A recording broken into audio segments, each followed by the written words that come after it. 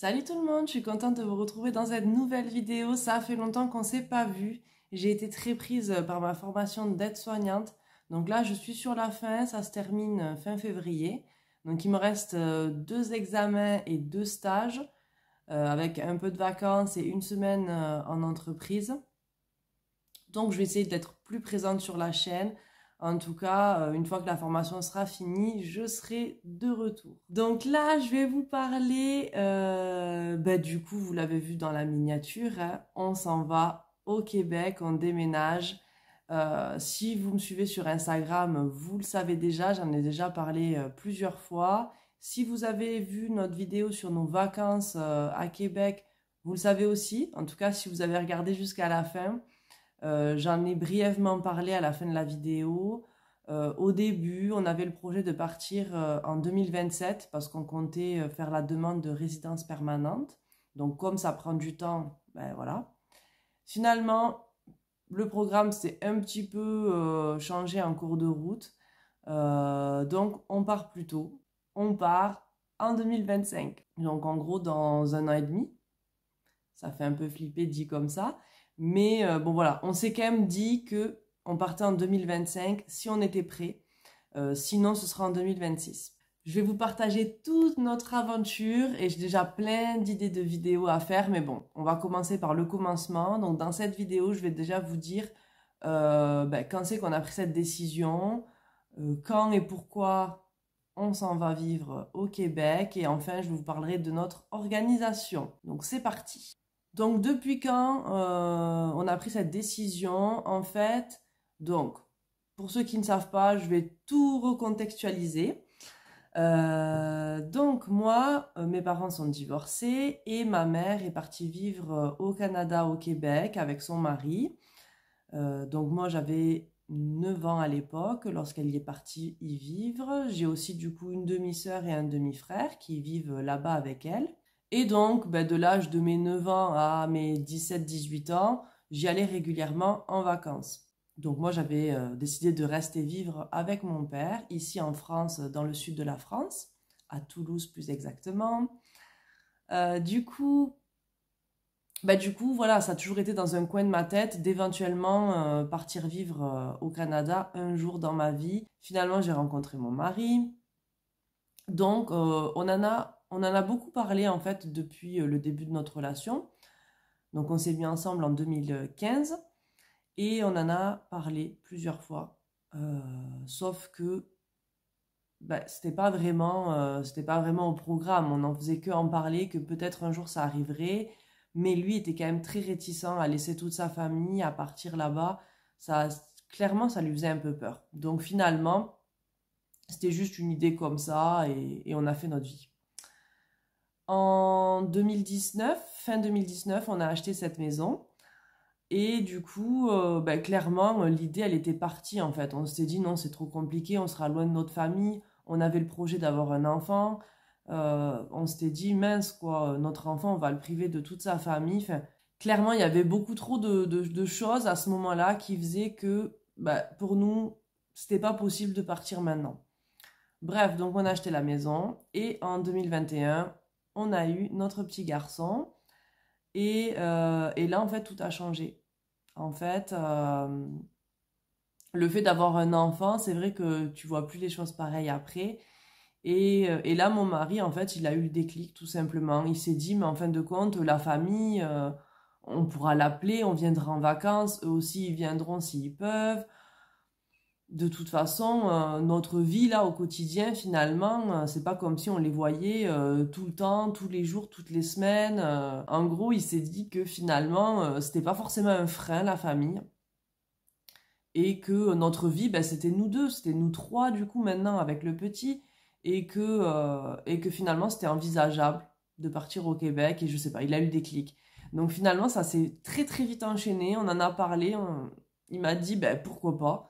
Puis là, on s'est dit, on a la maison, maintenant on est un petit peu implanté, quoi. On est propriétaire, on avait des projets par rapport au travail, etc. Et en fait de compte, on s'est dit, allez, c'est parti. C'est parti pour cette aventure. On en a parlé pendant des heures et des heures. J'ai fait des heures et des heures de recherche sur tous les permis, sur toutes les façons d'y aller, toute l'organisation. Enfin, ça a été beaucoup de travail. Et au final, voilà, on avait décidé de demander la résidence permanente. Comme ça, au moins, ben, on était tranquille parce que de toute façon, nous, c'était pas pour y aller vivre quelques années et revenir. Nous, c'était vraiment d'y aller y vivre. Alors, évidemment, s'il y a un problème ou si finalement on change d'avis, on reviendra. Mais bon, c'est pas dans cette idée première.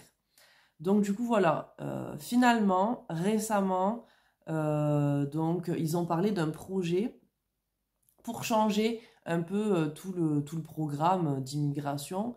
Et donc, la résidence permanente, on n'y serait plus éligible, en fait, pour la simple et bonne raison que par rapport à nos diplômes et nos formations, notre catégorie, ils demanderaient 1 an d'expérience au Québec. Donc, vous vous doutez bien que, vu qu'on n'y a jamais été et qu'on n'y a jamais travaillé, enfin, on y a été mais en vacances, mais bon, voilà, on n'a pas les 1 an d'expérience. Donc, finalement, on serait plus éligible. Donc voilà, je suis un peu dégoûtée. Je ne sais pas exactement si ça va vraiment passer ou pas. Normalement, oui, c'est censé passer en 2024. Pour l'instant, on n'a pas vraiment de nouvelles de ce projet. En tout cas, ce qui est sûr, c'est que s'il y a vraiment les 1 an d'expérience demandés, ben, ce ne sera pas possible. Donc à ce compte-là, on a pensé à d'autres moyens de partir et on a décidé... Non mais attendez, je suis en train de m'écarter du sujet. À la base, je voulais commencer par comment on a pris la décision. Notre organisation, je vais y revenir après. D'abord, je vais parler de quand et pourquoi on va partir. Donc, je vous l'ai dit, on va partir là, c'est vraiment le fouillis cette vidéo. Je reviens, ça y est, je vais refaire je n'arrive plus à m'organiser dans ma vidéo. Là, cette vidéo va durer trop longtemps. Il va falloir que je coupe. Bref, donc je reviendrai sur l'organisation à la fin. D'abord, je vais vous parler de quand et pourquoi le Québec. Donc, quand je vous en ai parlé au début de la vidéo, donc 2025 si c'est possible, sinon 2026. On pense partir printemps-été, pour la simple et bonne raison que ce sera plus pratique, minimum après l'hiver, après la neige, et maximum avant la rentrée des classes. Je vous en reparle après du pourquoi. Donc pourquoi le Québec? Ben pourquoi? Ben tout simplement, pas tout simplement, non pas tout simplement, il y a beaucoup de raisons. Mais je ne vais pas être très originale par rapport à si vous avez déjà regardé des vidéos sur le sujet ou si vous-même vous comptez partir. Je ne vais pas être très originale, mais forcément, en premier lieu, c'est la sécurité, le meilleur système scolaire, la meilleure mentalité, en tout cas de notre point de vue, la culture nord-américaine qui me plaît. Après, ben, forcément, il y a les paysages, tout ce qui englobe un petit peu l'Amérique, moi ça me plaît. En fin de compte, la France ne nous stimule plus, forcément. On est habitué, on est là depuis notre naissance. Donc, le fait de partir à l'aventure et de découvrir un autre pays, notre culture, etc., bah déjà, c'est vachement stimulant. Et puis, on va pas se le cacher, la France va mal. Clairement, c'est de pire en pire. Et voilà. On a pesé le pour et le contre. Et franchement, je pense que c'est le bon moment pour nous d'aller vivre une autre aventure au Québec. Voilà. Pour faire court, c'est à peu près les raisons. Donc, comme je vous ai dit, le déclic, ça a été quand même la naissance de Mathis, notre fils. Forcément, le fait d'avoir un enfant, on pense au futur, on se dit... Puis le fait qu'il y ait ma mère là-bas, du coup, avec mon frère et ma sœur, j'ai le comparatif, en fait. Et donc, je me dis, ben mince, est-ce que notre fils n'aurait pas mieux là-bas, à l'école, grandir dans cette mentalité? Est-ce qu'il n'aurait pas plus d'opportunités, que ce soit professionnel ou dans sa vie future? Et en fait, clairement, si. Et même pour nous, en fait, même si on a déjà entamé notre vie, on a presque 30 ans. D'ailleurs, mon mari, au moment où je tourne cette vidéo, va fêter ses 30 ans dans quelques jours. Moi, j'en ai 28. Donc, clairement, on a encore toute notre vie, j'ai envie de dire, devant nous. Et je pense que oui, le Québec a beaucoup à nous offrir. Faut pas oublier qu'au Québec, ils parlent français, donc pour nous c'était vraiment pas la chose primordiale, mais entre guillemets, partir de la France pour aller dans un pays où il faut apprendre une nouvelle langue, c'était assez difficile pour nous parce que là, enfin, on n'est pas du tout bilingue, enfin, ça rajoutait quand même une difficulté. Donc le Québec, il parle français, c'est parfait, j'ai envie de dire. En plus, en Amérique, la seule province quasiment de l'Amérique où ils parlent français. Donc c'était parfait pour nous. Faut pas oublier aussi qu'au Québec, il y a la sécurité sociale. Donc forcément, gros point positif, hein. On va pas se lancer à l'aventure avec un enfant ou plusieurs enfants dans un pays où il y aurait aucune protection, aucune couverture. Enfin voilà. Là, il y a quand même une sécurité sociale, même si elle couvre moins de choses qu'en France, ça n'empêche qu'elle existe. Puis bon, le fait qu'il y ait ma mère, c'est sûr, c'est un côté rassurant, même si on n'y va pas pour elle.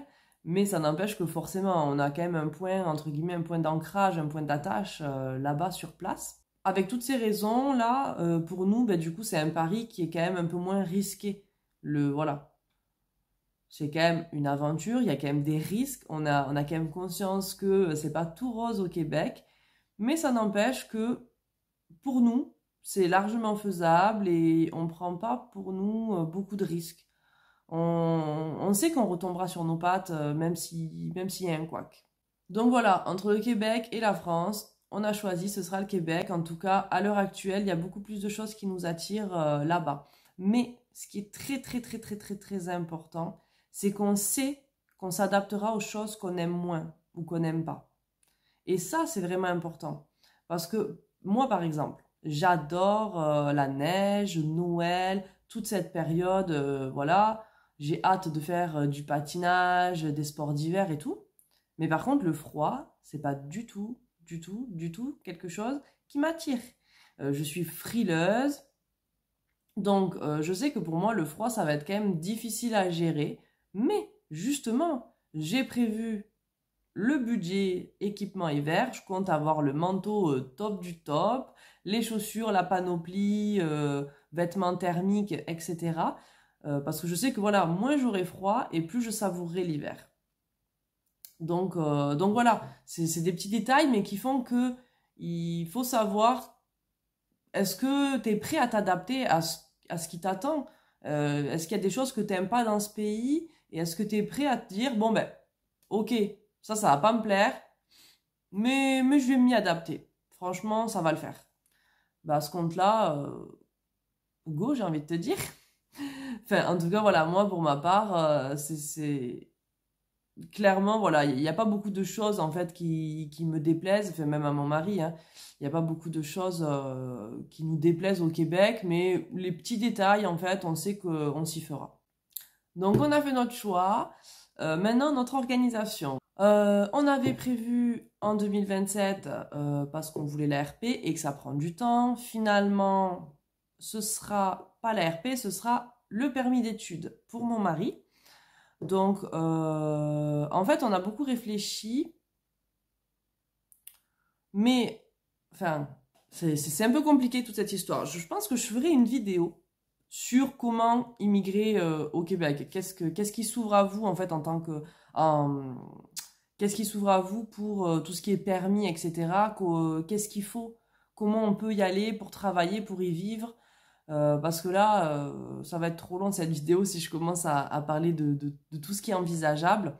En tout cas, voilà, on est peut-être plus éligible à la RP comme je vous disais, donc on a choisi le permis d'études. Mais quoi qu'il en soit, même si entre-temps il s'avérait qu'on était éligible à la RP, parce que il y a des modifications ou que, enfin bon bref, peu importe, ça n'empêche que mon mari va quand même reprendre ses études parce que lui, il est dans la construction. Donc, si vous connaissez, il est couvreur Zinger. Euh, En fait, il a un diplôme de plomberie, mais il n'a pas d'expérience dans la plomberie. Et il travaille du coup en tant que couvreur Zinger, mais il n'a pas de diplôme dans ça.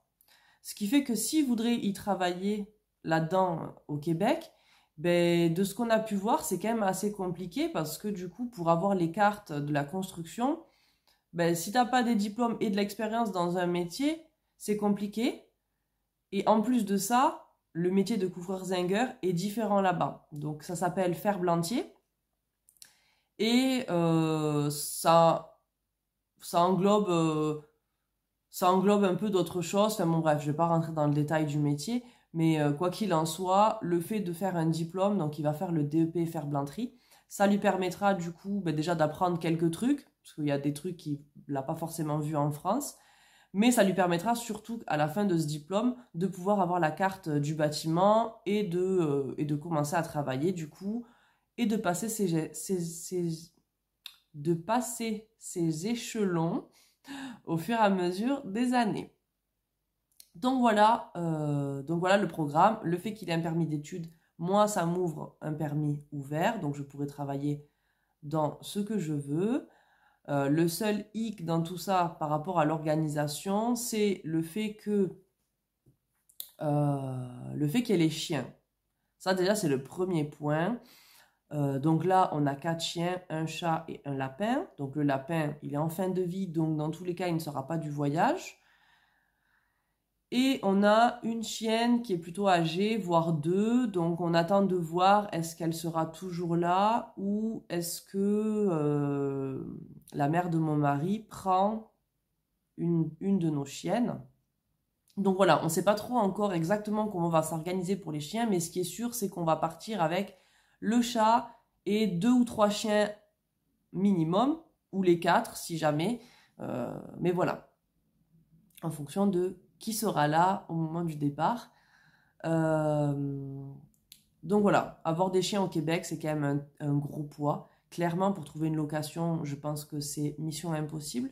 Donc nous, notre objectif, c'est d'acheter une maison. On va vendre du coup cette maison qu'on a achetée en France. Normalement, avec la plus-value, même si on rembourse le crédit, on devrait avoir une bonne cagnotte. Sauf que à la base, on voulait acheter comptant. Du coup, une petite maison en région, quelque chose de petit, pas cher, et se dire au moins on est proprio et on est tranquille. Finalement, ça a l'air d'être compliqué d'acheter comptant étant donné que le budget sera très très très serré. Donc je pense qu'on va peut-être mettre 20% d'apport et faire un petit crédit pour nous permettre quand même d'avoir quelque chose de convenable. Mais à ce compte-là, ça veut dire aussi qu'il faut attendre 3 mois sur le territoire pour pouvoir demander un prêt bancaire. Ce qui veut donc dire que les premiers temps, il faut s'organiser comment faire. Donc je pense que les chiens iront dans un chenil. Donc ça va nous coûter un peu d'argent, mais bon, on n'a pas trop le choix en fait. Et nous, du coup, on prendra sûrement un Airbnb pas cher. Donc voilà un petit peu pour l'organisation de ce qu'on a pensé pour l'instant. Comment allons-nous faire? Ensuite, donc d'ici là qu'on parte, donc 2025 ou 2026, avant ça, on a un projet d'avoir un deuxième enfant avant de partir, si c'est possible. Et il faut aussi vendre notre maison et toutes nos affaires. Donc, qui dit vendre la maison dit que la maison soit nickel. Donc déjà là, à l'heure actuelle, il y a des petits travaux, des petites finitions à finir. Parce que clairement, il nous manque une chambre à faire, à détapisser, refaire le sol et les peintures. Et on a aussi commencé des petits travaux dans la salle de bain. Enfin bon, bref. C'est des petits détails, mais bon, quand même, qui va nous prendre un peu de temps. Et une fois que la maison est nickel, comme je disais, il faut quand même vendre toutes nos affaires parce que oui, du coup, je l'ai dit sur Instagram, vous le savez peut-être, mais on s'est lancé un défi. Nous n'allons pas prendre de container, donc nous allons partir juste avec quelques valises. Donc on s'est dit peut-être 2 valises maximum par personne. Donc 6 valises si on est 3 et 8 valises du coup si on a un deuxième enfant. Donc voilà. Nous partons vivre à l'autre bout du monde avec quelques valises. Dit comme ça paraît un peu fou. Mais franchement, c'est ça la vie, non? Enfin, moi, franchement, je suis une fonceuse, je suis une aventurière. Donc franchement, moi j'ai trop hâte en fait, clairement. Après, vous inquiétez pas, je suis aussi très calculatrice et organisée, donc il n'y a pas de souci. Bref, donc voilà. Qui dit 8 valises dit forcément beaucoup de choses à vendre. Voilà, nous sommes dans une maison, une plutôt grande maison. On a un très grand dressing avec du rangement. On a un grand garage. Comment vous dire que la maison est plutôt pleine. Alors certes, c'est beaucoup de choses inutiles parce que c'est vrai qu'on a quand même une capacité à entasser. C'est quand même assez fou. Après, c'est sûr que là, en ayant le petit, on a énormément de jouets. Les habits, moi franchement, je suis pas du tout attachée à mes habits. Et clairement, de toute façon, tout ce qui est vêtements d'hiver, je compte l'acheter directement là-bas, hein, vu que forcément, je suis pas forcément équipée dans le sud de la France, mais qu'en plus de ça, les vêtements là-bas sont faits justement pour supporter les températures négatives, et qu'en plus, étant frileuse, je vais pas m'amuser à acheter les petits manteaux qu'il y a dans le sud de la France. Donc voilà, et puis je suis quand même contente de me dire que je vais acheter des nouveaux habits. Donc il n'y a pas de souci, à mon avis, la valise, il n'y aura pas beaucoup d'habits dedans. Par contre, tout le reste, les livres aussi, l'inconvénient des livres, c'est que j'en ai pas mal, mais qu'en plus ça pèse. Et à l'aéroport, c'est le poids qui compte, c'est quand même 23 kilos par valise. Ça voudrait dire qu'il ne faut pas prendre beaucoup de livres. Donc voilà, enfin bref. Tout ça, j'aurai l'occasion de vous en reparler dans une autre vidéo. D'ailleurs, je pense que je ferai bientôt le gros tri dans la maison. Je pense que je ferai une vidéo, je vous partagerai tout ça. Je ferai un gros tri avec vraiment tout ce qui est à jeter, tout ce qui est à donner et tout ce que je vais mettre de côté pour vendre. Et voilà, va falloir se bouger parce qu'on a beaucoup d'affaires, même si on n'est pas non plus... on n'est pas dans la surconsommation, hein. Franchement, voilà. Mais quand même, on a une maison, quoi. On n'a pas un petit appart. Donc, du coup, à l'heure d'aujourd'hui, ben, comme je vous dis, on va se bouger un petit peu pour finir la maison, la mettre nickel. Je vais commencer à faire le gros tri et espérons que dans les mois à venir, on ait terminé tout ça, que nos affaires sont triées et que la maison soit finie, que voilà quoi, que en 2024 déjà on puisse commencer éventuellement à faire les photos de la maison pour faire l'annonce, pour la mettre en vente. Donc en gros, voilà, c'est l'objectif de 2024, c'est ça. Et du coup, l'objectif de début 2025, c'est qu'on soit à jour pour commencer les démarches, ou peut-être qu'on les commencera avant, je sais pas. De toute façon, je vous tiendrai au courant.